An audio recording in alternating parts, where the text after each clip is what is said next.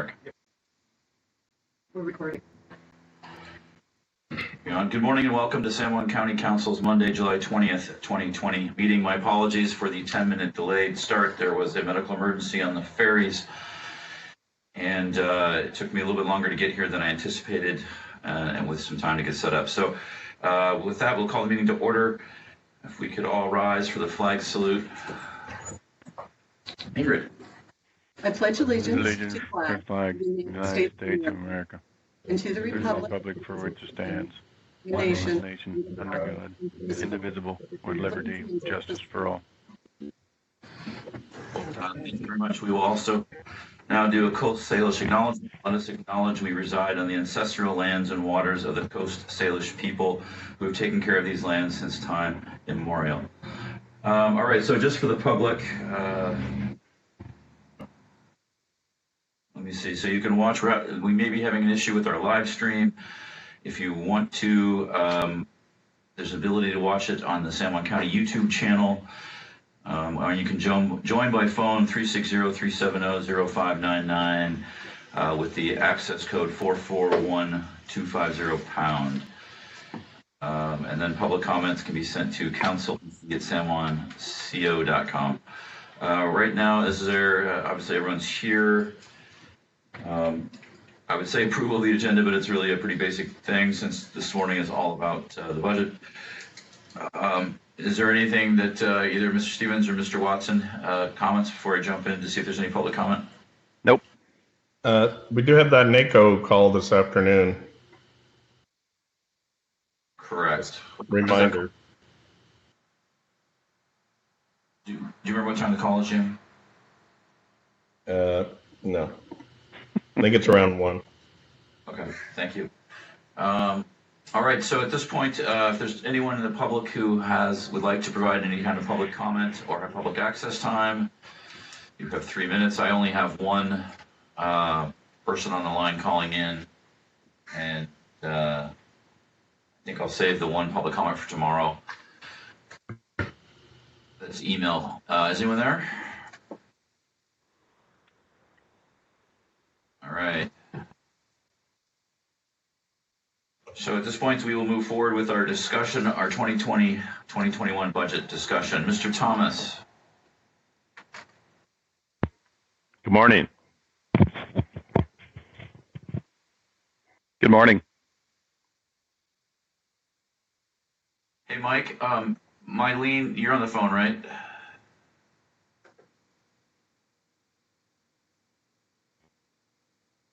Yes. Mylene? Yes, sorry. Since we're working on budget stuff, and I know you spent a lot of time putting the document together over the weekend, if we can figure out a way to have you let me know when you'd like to speak, that would be great, and have you participate in the conversation. So I will do my best to just acknowledge and ask if you have any comments or questions. Is that all right? Yeah, that sounds good. Thank you. No problem. So, Mr. Thomas, how do you want to work today? We have the PowerPoint that you sent. Do you want to start with that, or what's your plan? Actually, my suggestion would be to start with the PowerPoint that Mylene put together. I think it's important. It provides an understanding of the exercises to date and the budget conundrum that we're facing. So I think that's a good place to start to lay the groundwork for today's discussion. And then the PowerPoint presentation was 2 slides that I put together last night, was just some other budget considerations that aren't in the budget but are reflective of current activities.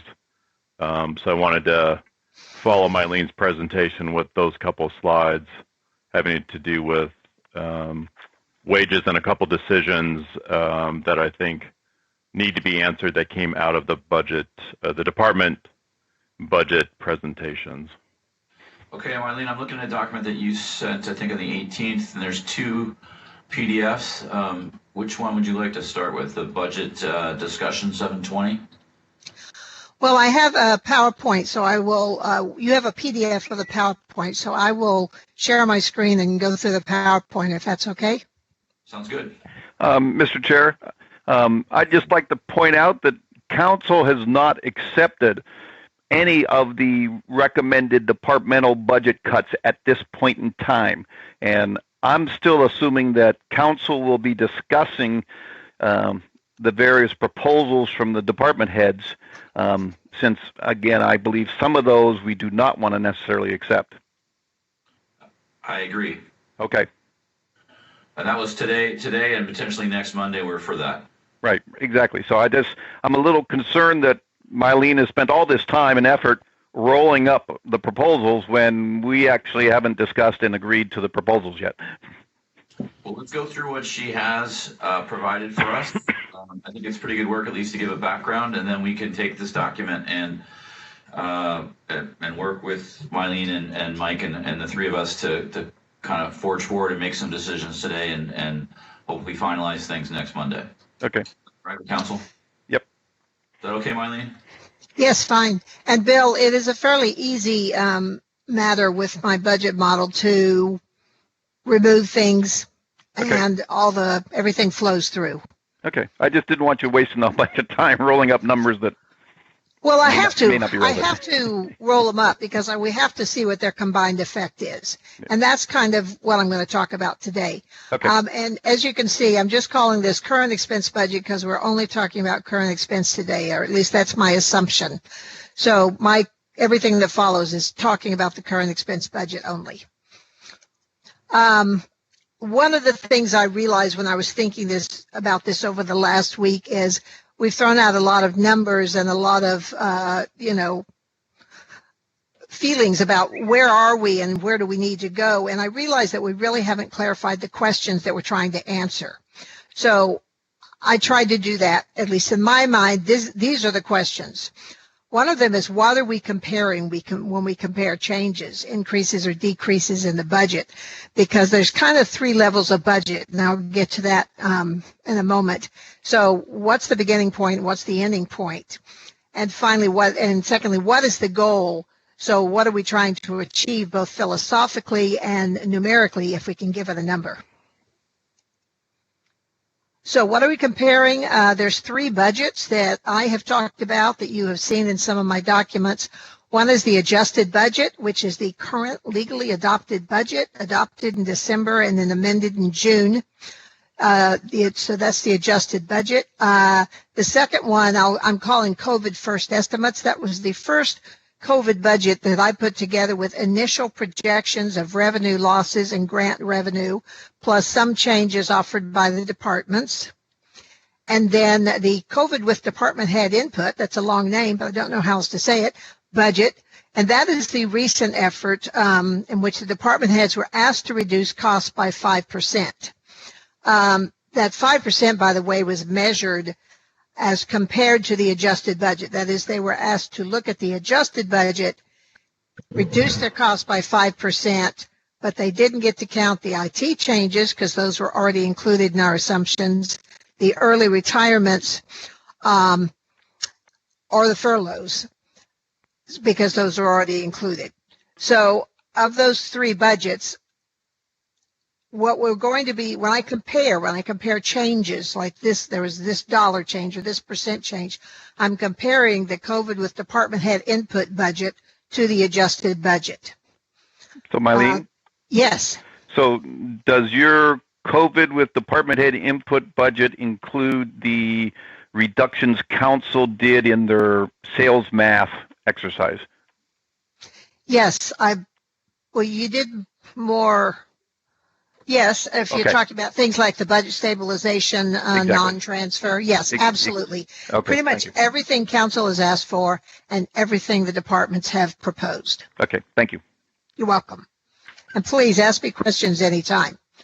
So this is kind of an aside, but where did the $1 million number come from? Because we talk about the need to reduce costs by $1 million. And this will get addressed this in the next slide too, but the COVID first estimate budget, that middle budget, that's been a changing thing. That was not a fixed in time moment like the adjusted budget. It was kind of, we'd get more information and I'd change it, another request and I'd change it. And so right now, the COVID first estimate budget compared to the adjusted budget showed about an $800,000 shortfall that is defined as ending cash being less than ending cash in the adjusted budget. So that's the comparison. So again, that was a working tool, not a complete fixed in time budget. And because it's been changing over time, when I first did this, and I went back through a lot of documents this weekend to find this, there was one version of this where the gap was closer to $1 million than to $800,000. Over time, that's morphed, and now it's about an $800,000 gap. So anyway, that was the source of the $1 million. So let's talk about what our goal is in this exercise. The adopted in December. Adopted 2021 budget included $2.24 million ending cash in 2020, and then $1 million ending cash in 2021. So we knew entering this year that we had a problem, and we needed to make some changes. And then COVID hit. So higher than budgeted ending cash in 2019. So, and we always do a cash adjustment early in the year. Resulted in, for the adjusted budget, so that's the current legal budget, we now have $2.5 million ending cash in 2020 and almost $1.4 million ending cash in 2021. Now that first budget amendment, which went into the adjusted budget, does not include any of the COVID changes. So we were holding those to put into the next amendment. And we didn't know all of them at that time, which is why. So the adjusted budget adjusted basically for beginning cash, a couple of small other things, have us with $2.5 million ending cash in 2020. So the current budget ending cash, $2.5 million, is about 12% of current expense expenditures. Our code requires ending cash of 10%, although we've talked for years about increasing that to 12 or 13. Knowing that 2021 was still a problem, the goal is to keep ending cash in 2020 no lower than the current budgeted ending cash of $2.5 million, or about 12% of expenditures.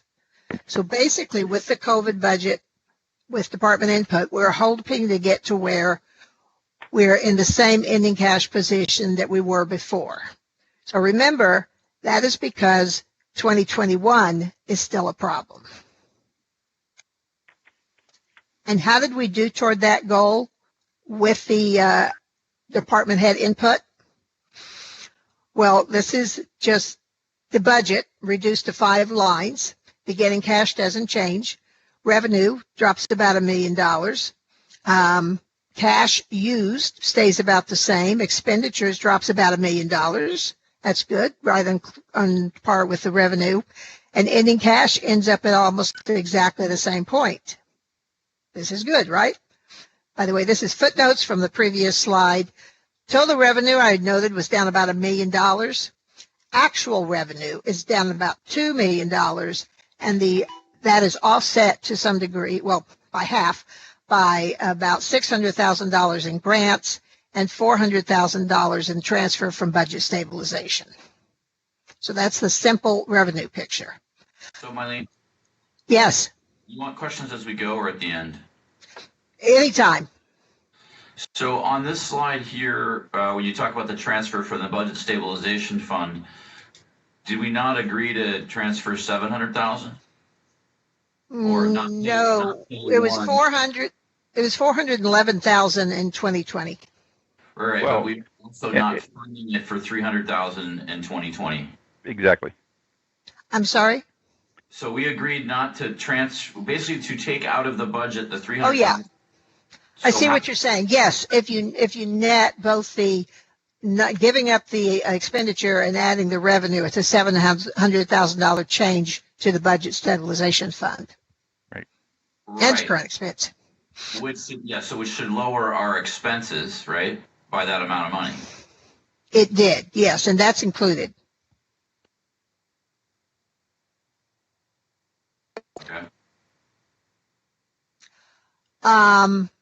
So we end up with cash used and ending cash, almost the same in the adjusted and in the COVID with department head input budgets. Expenditures are down about $1 million, matching revenue. Now, the expenditures include, you were talking about the budget stabilization and the elimination of that. It includes all the department head proposals. It includes the furloughs, an estimate of the furloughs, IT reductions, and it includes the increased transfer to parks. That was the only notable increase in the budget. I mean, what did you add for a decrease in revenue for DCD? Well, initially, Erica estimated about $335,000, but she later revised that by $250,000. So that would be $85,000 is the current projected decrease in revenue relative to the budget. And that's in your document. That is included. It also includes the treasurer also revised her estimate, but she has revised it downward by $50,000. So yes, it includes all of the information that I have to date. So bottom line, we achieved the goal for 2020. If you accept all of the department head proposals, which I understand you haven't even talked about them. You're not sure that you're going to accept them. So, yay. Is this the end? Did we achieve the goal? Let's look at 2021. So 2021, the beginning cash is a little bit different because it was a little bit higher with the model for 2020. And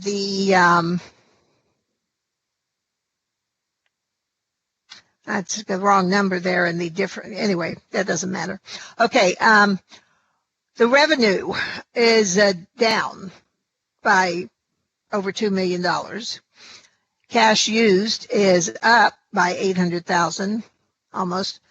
Expenses down by $1.6 million.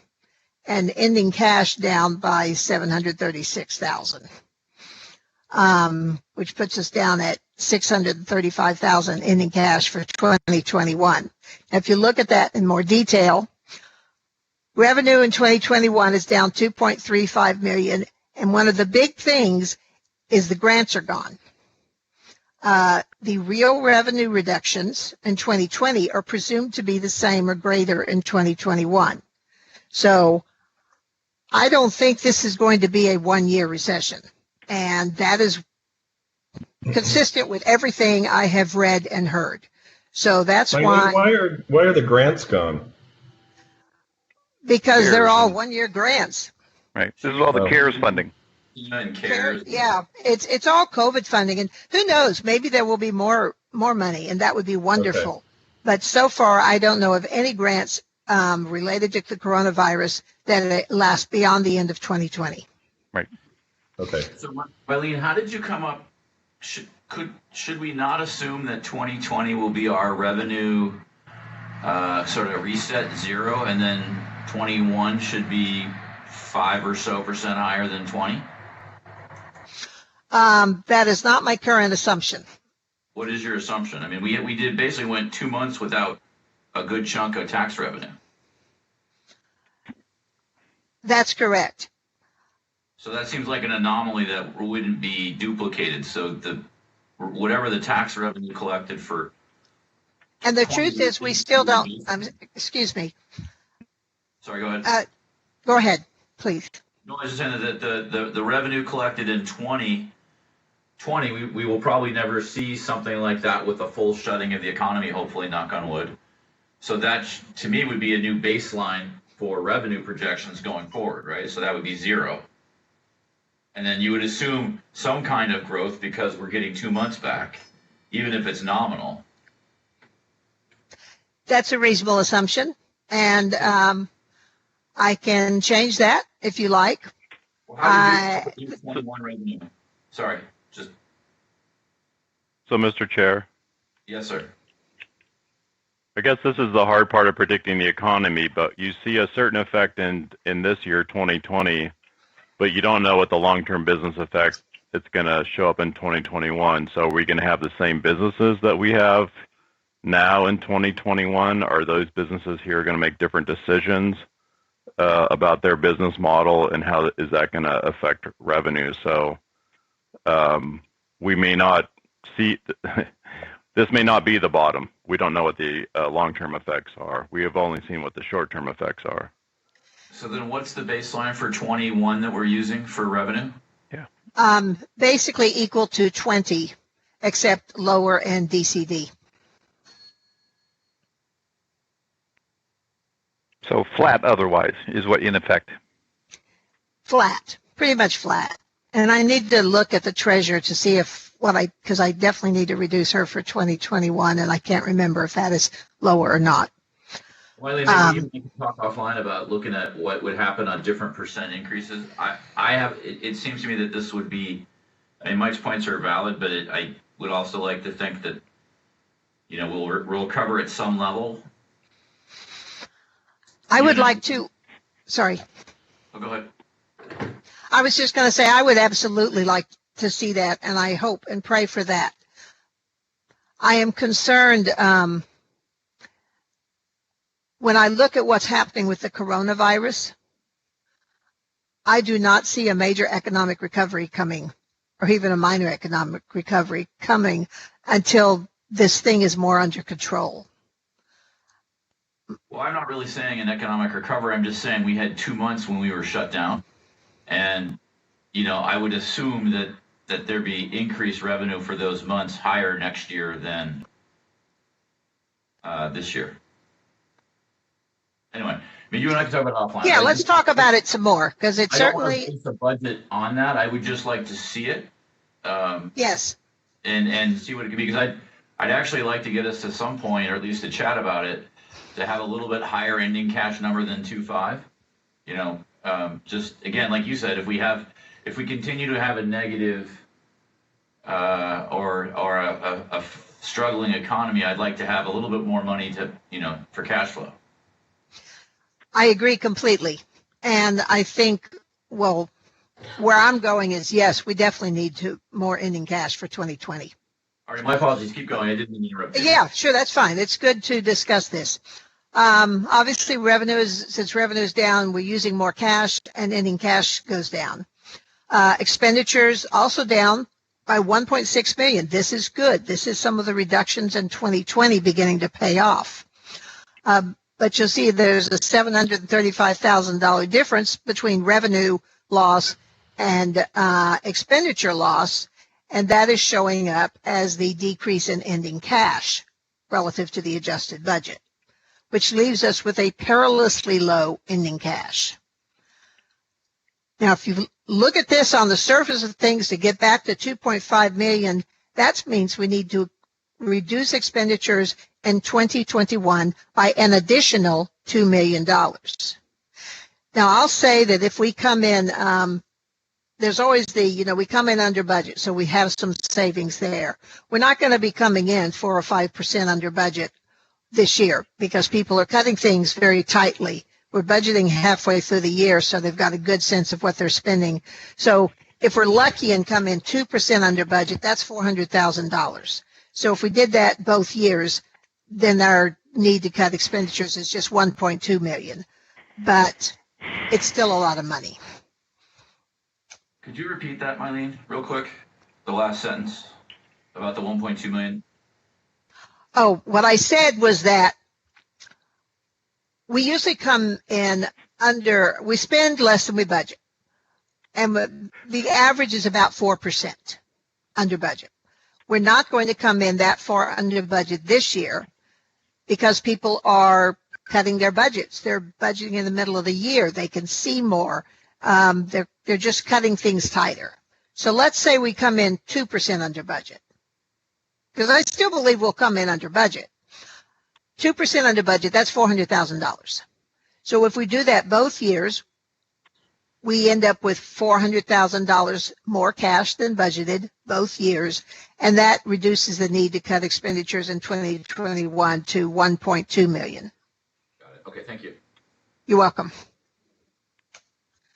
So let's talk about biennial budgeting, which, by the way, 81% of voters voted in favor of. And I think it's a good idea because it lets you plan ahead. It forces you to plan ahead. Now, it is ironic, many people have pointed out, that we adopted it this year or last year for beginning this year because, all hell broke loose and we have this big problem and we've got this major budget redo. I have begun to see it instead as fortuitous because, and when I've been working on this, when I added 21 to my budget model and started looking at the effects, I realized it is a gift that we have this already in place and that we can see the effects of the changes that we make. So a year ago, without biennial budgeting, we would have stopped now. We would have said, okay, we achieved our goal. We got to our ending cash target. But we now have the gift of seeing into the future. So I'm going to throw out my recommendations. Accept all the department proposals. I believe that they were made sincerely, and obviously we need to cut cost. Request some staff adjustments from the 3 departments that did not achieve the 5% reductions. Adopt the amended budget now, meaning let's quickly put a pin in it and adopt it, because I fear that some departments aren't actually trying to reduce their costs until that budget is adopted, or at least you have said that you're going to make the changes.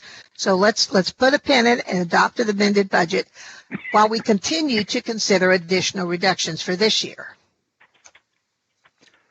For next year, we're going to need to make some adjustments in non-mandatory programs. I threw out 3 of them that I thought about.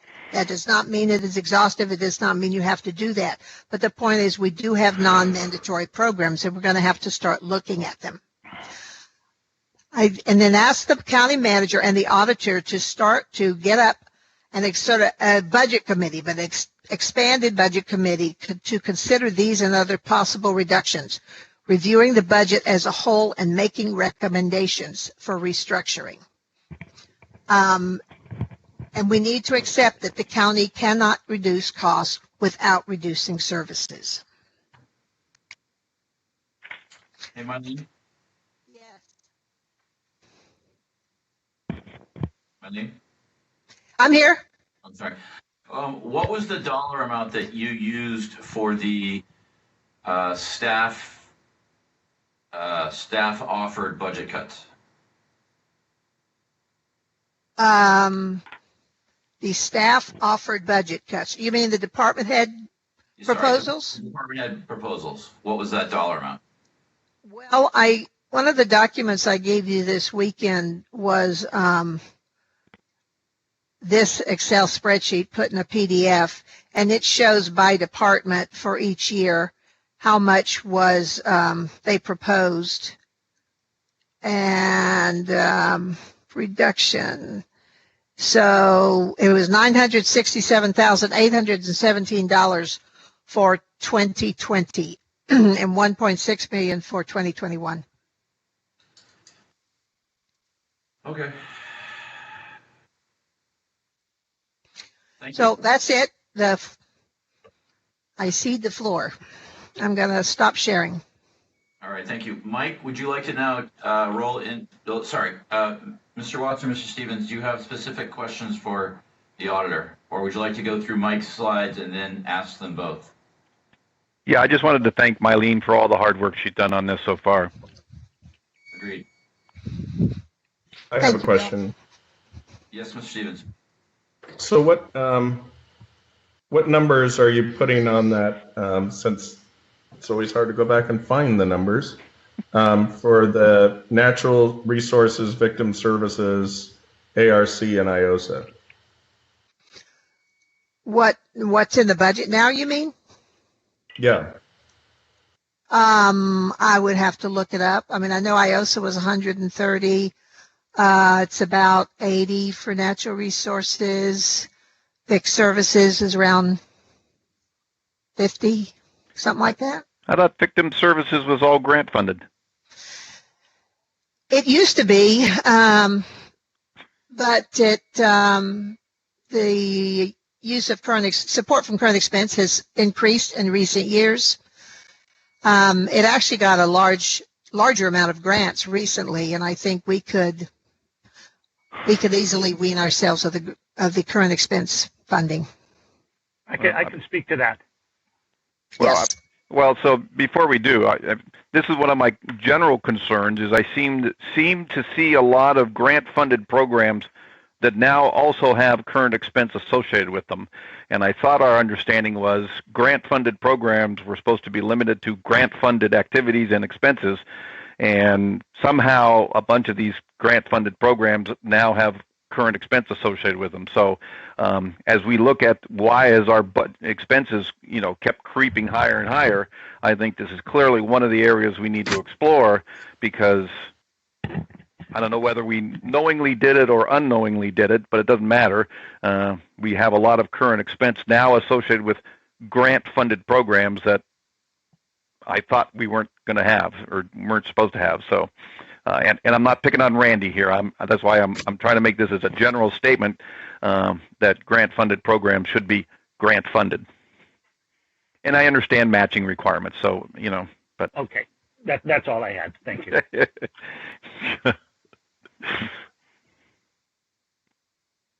Well, I think many of these programs, Bill, actually had current expense a long time ago, and then maybe got cut back to grant only. And the problem is the grants have stayed stagnant, and the expenses of whatever it is have gone up. So that's how it creeps back in with current expense. Oh, I understand all the motivation or things causing this to happen, but one of my general suggestions was going to be going through and looking at all of the grant-funded programs and figuring out which ones need to be pared back to, the level of grant funding. So, Council, today I think I would like to go through. I'd like to hear Mr. Thomas's presentation, and then I'd like to have us go through each of the department heads' suggestions. Yep. To your point earlier, Bill, and then kind of figure out where we're at. And then we can do, maybe if that's an exercise that we all want to do, going through the current expense, the grant funds, that's fine as well. Is that all right to both of you? Yep. Fine. All right. So, Mylene, before we move on, anything else? No, that's what I have to offer. I'm here. I will be here if you have questions, though. Okay, thank you. And I echo what Mr. Watson said. Thank you for all this work over the weekend. I promise you I will get you my spreadsheet as well. I'm almost finished. I did not quite finish it as I had hoped. So. Okay, I'll take a look at it when I get it, Rick. Thank you. Well, it really is what you just did, which is really helpful. Good. It's a little bit more detail on the numbers, but and just for council, I was struggling with what number we were really trying to get to in the end, and so I was trying to build a spreadsheet from the beginning that we would just plug in numbers so we could see as this is the reduction, this is how much it was, this is what's left, and I will get that to you guys if you're interested later on. But I was having a hard time trying to figure out what the actual dollar amount we were really trying to get to and how close we were. Mr. Thomas, would you like to share your PowerPoint? I certainly would. Hang on.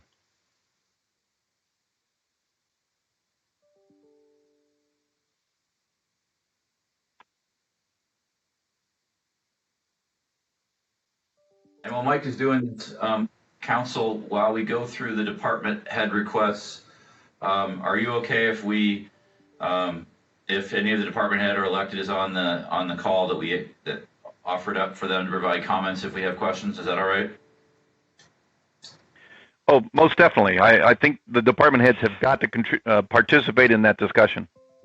Yeah, I will say I don't think the department heads were tuned in that we were going to go through their budgets today.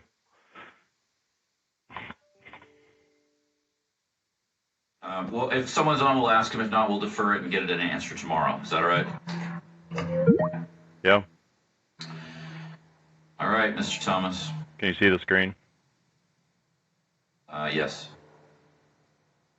Okay, so layering on top of Mylene's presentation are a couple things that that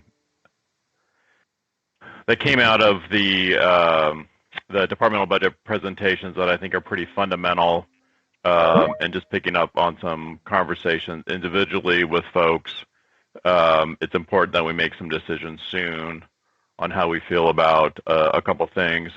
One, you'll notice that a number of the departments included proposals to reduce either the management or supervisory positions to less than 1 FTE. So there was quite a few at 0.9 or even 0.8. So I think there's a conversation regarding whether, I mean, that is fantastic. It's a way to soak up some of the, on the expenditure side, but is it realistic for those positions to work less than 1 FTE? Knowing those hardworking folks, I doubt that they will work a 0.9 or a 0.8. So I think council needs to make a decision whether they are in tune or agree with a reduction in the FTE.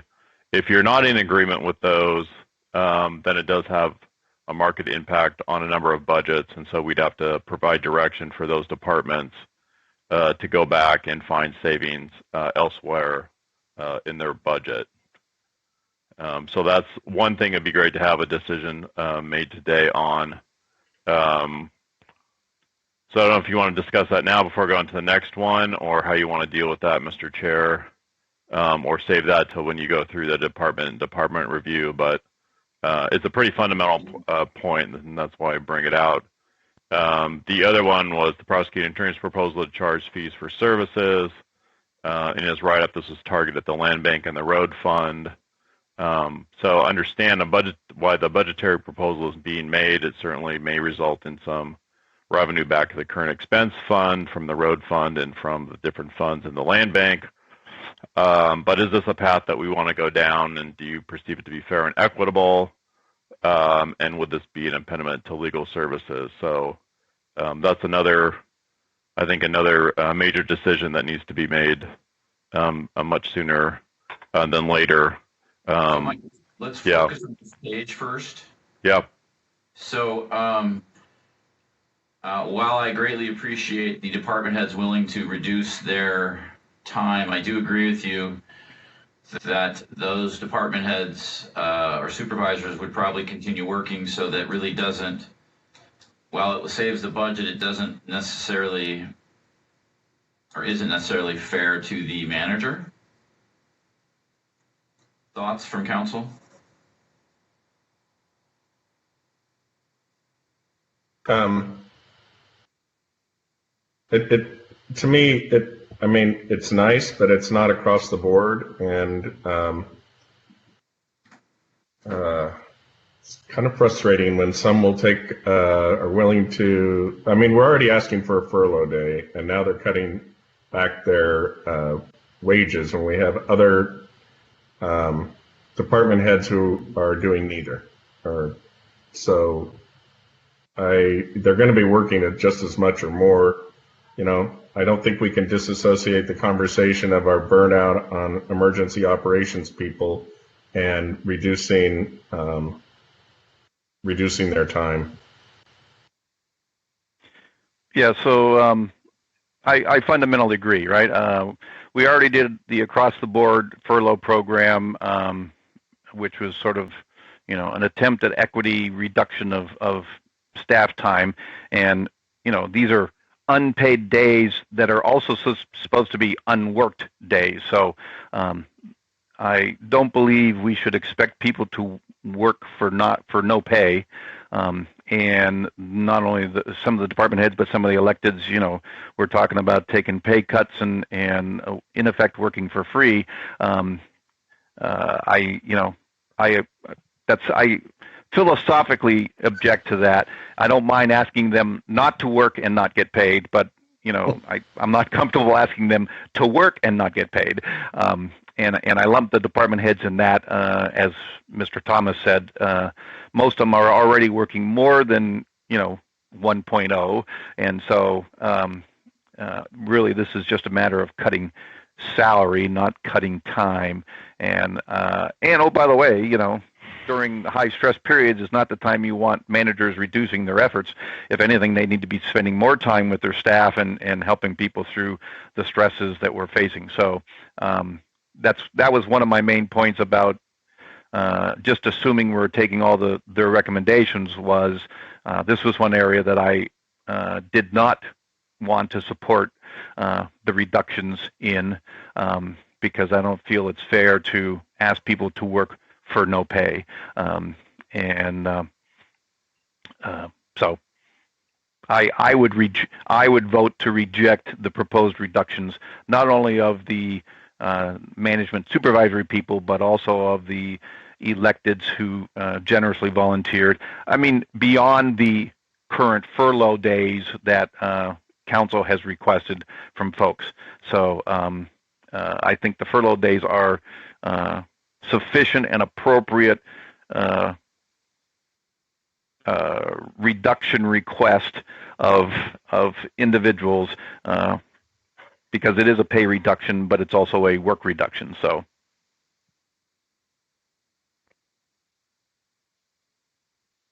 Okay. I'm sorry, Mr. Watson, are you finished? Yes, I am.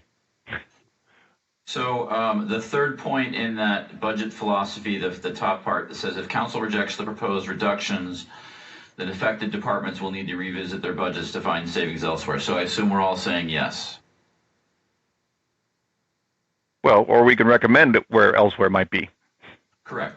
So this is a precursor for when we're finished with these couple slides, and we'll go through Mylene's department by department list and look at it. Correct? Yep. Okay. Mr. Stevens, you okay with that? Yep. All right. So the next one is the prosecuting attorney's proposal charge fee for services currently targeted at the Land Bank and Roads Fund. Results in revenue to CE, but it's going to be taking away. It's going to be taking away revenue from other departments. Is it fair and equitable? Will it be an impediment to legal services? Mr. Watson? Yeah, I mean, I understand why the Randy, prosecuting attorney, suggested this. This is this whole challenge where we have some organizations that are running off of restricted funds versus other organizations that are running off of current expense. My struggle with this is I believe the prosecuting attorney's mission is to defend San Juan County, and whether that's current expense or land bank or restricted funds, it's all San Juan County and therefore falls underneath his mission. I think, that's designated as a current expense. So I don't want to get in. I mean, and the additional overhead of accounting overhead and tracking and project billing, and I just think it would actually probably start ending up costing more than it's really saving, and I don't want to add, I'll say, accounting overhead to this. So, right now I'm not leaning in favor of that proposal. Ms. Stevens? Agreed. And I agree as well. I mean, it's really, in my opinion, taking money from one bucket and putting it into another and leaving a hole in the other bucket. So I would agree with that. So, Mr. Thomas. Mr. Chair, on this point, I mean, the prosecutor did send out a memo on this point. So I didn't try to regurgitate that here, but just wanted to point out that he did provide you with a memo regarding his proposal on this issue. I do appreciate the fact that we looked at the legal possibilities of being able to do this, but currently it sounds like to me that council appreciates the effort in looking at ways to look at this revenue shift, but that we don't think it's the good time to use this or to even consider this. Is that fair? Yeah, and I think the prosecuting attorney did a great job thinking outside the box as to, trying to find unique ways to answer the question we asked him to. And so, I want to give him kudos for that, because I would have liked to see more of that, i.e. out-of-box thinking. So, I appreciate that, but, I don't think it's worth it at this time to do it. All right, Mr. Stevens, anything else besides what you originally said? No. Okay, Mr. Thomas, so a little bit of direction on this slide. Like we mentioned, once we're finished with your two other slides in that discussion, we'll go into the individual departments and we can figure out what the each of these requests are and move from there. All right? Yeah. Okay, so the last slide, just some macro budget decisions. So built into the 21 budget is a 2.5% COLA for all employees except the Sheriff Guild. Under their contract, I think it's 2.3. So the Sheriff's Guild contract actually lasts another 2 years, and the COLA is set in that. But so it's interesting on the COLA. As we've talked, the ASME contract ends at the end of this year. So how we approach a new contract or an extension merits discussion in another format. But my point here is that that's a fair amount of money that can come out of the budget if council so chooses. So, Mylene, would you happen to know what that number would be? I'm sorry, which the number? 2.5% COLA? Yeah, Bill, we have that number for you. I don't remember what it is offhand, but we've figured that out. Right. We've costed that. Unless Mylene, you remember, but I don't offhand. I don't. Okay. Mike, before you move on to this real quick, so you have presented 4 different bullet pointed options here, correct? And we can utilize any or all of them, or none, I guess. Exactly. So I wanted.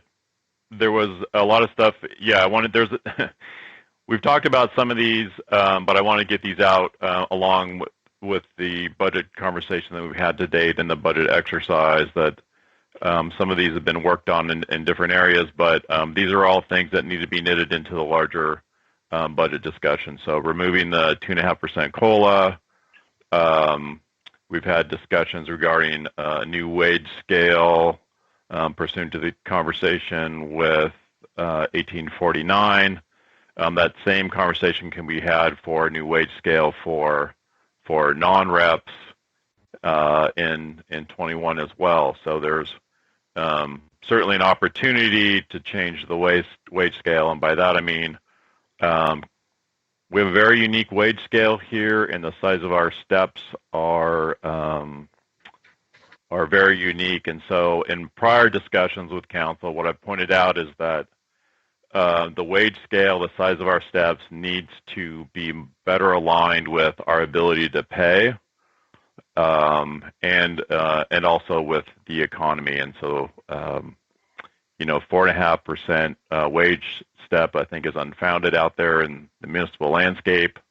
So what is that a more appropriate size step that fits with our ability to pay? So one of the things that has really added to our costs is pushing the payroll costs forward $1 million a year. So a step plus the COLA plus inflating the wage scale by the size of the COLA is fantastic in one sense, but it's outpacing our ability to continue to provide for wages.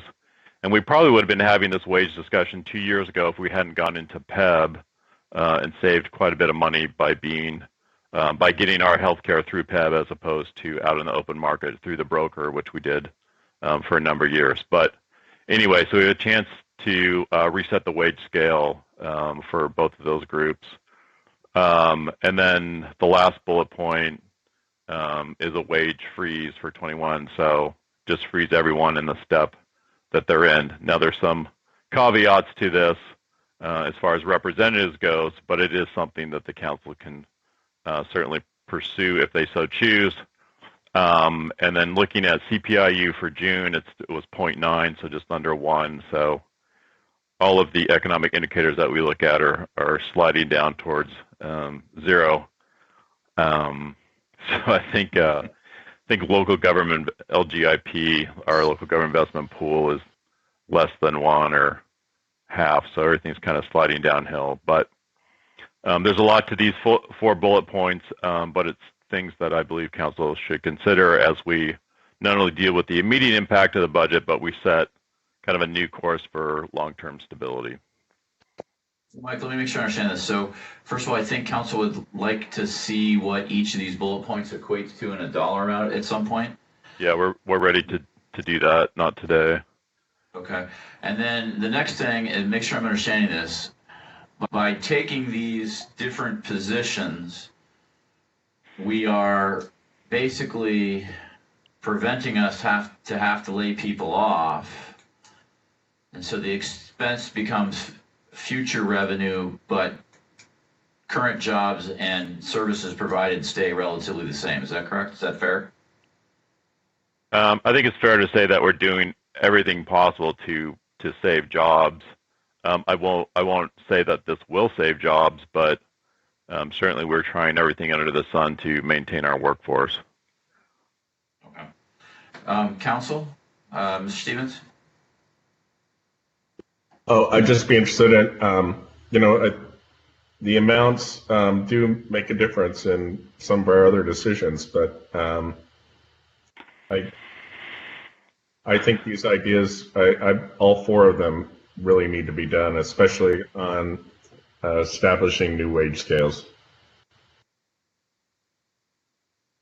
Mr. Watson? Yeah, based on conversations, clearly I think these are good ideas as we look at 2021, but I'm going to go back to Myleen's ultimate conclusion, which is we cannot balance 2021 without reducing services.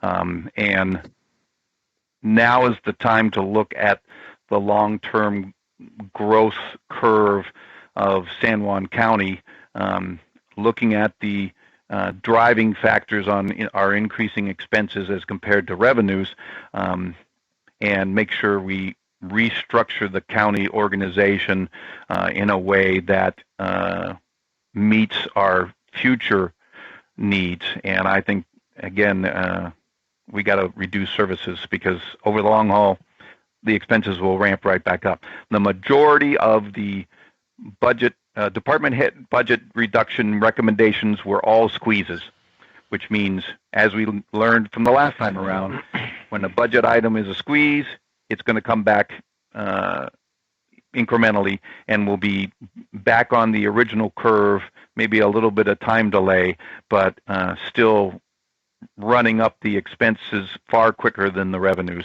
And so we need to do some structural changes to really ensure the health of the organization for the long haul. Okay. Mr. Thomas, anything else? No, that I don't have any more slides, but just to follow up, so James and I will come back to you with costing of what's here on this slide. And I'll just point out that, our biggest cost unit is staff, so that needs to be part of that costing. The cost of that needs to be taken into consideration, and so this is what we're doing here. Okay, so that's Mike. This is Jamie. I just going to Bill's point. I think the bulk of our ramping up in expenses is all contained within this rectangle. In addition to cutting services, but yeah, the things that ramp up our expenses are all in this rectangle.